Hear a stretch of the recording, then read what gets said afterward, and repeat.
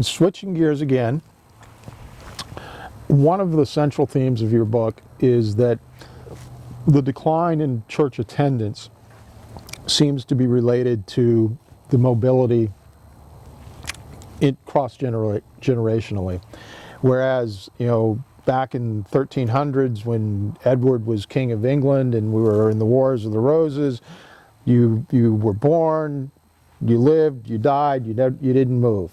We moved forward, the Industrial Revolution, the emigration to America, people moved a little bit more, but they still basically stayed in the same place until we get into the latter part of the 20th century.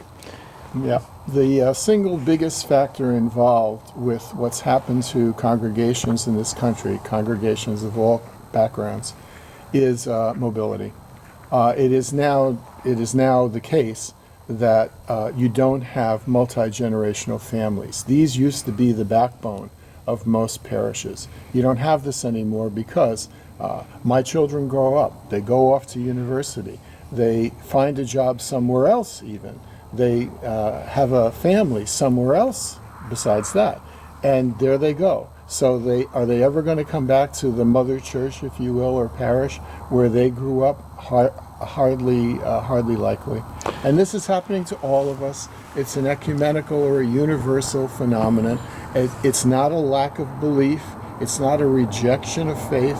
It's simply a social fact of life. Well, I want to suggest to you that perhaps the only benefit of the pandemic is that it has shown us that we can redefine community to mean not only those people who are physically with us on Sunday, but those people who can join us online or digitally. Absolutely. And that, in a sense, that allows us to have your family members, like you have a daughter who I believe lives out of state.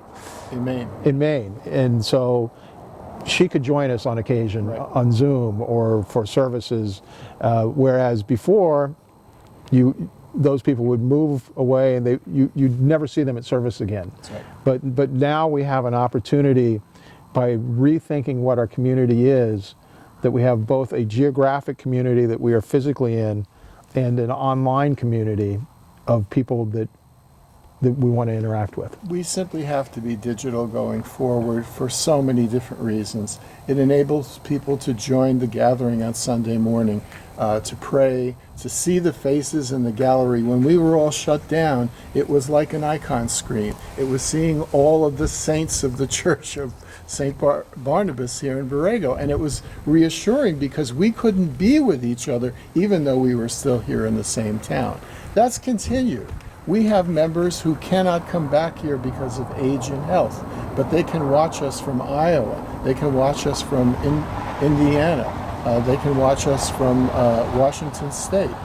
They would not be part of the community were it not for the Zooming of our services. Well, in our particular case, since we're still a bit of a snowbirds church, it allows our seasonal attendance to stay up, even though people may be summering elsewhere. I mean, because let's face it, summer is the time you don't want to be in Borrego Springs.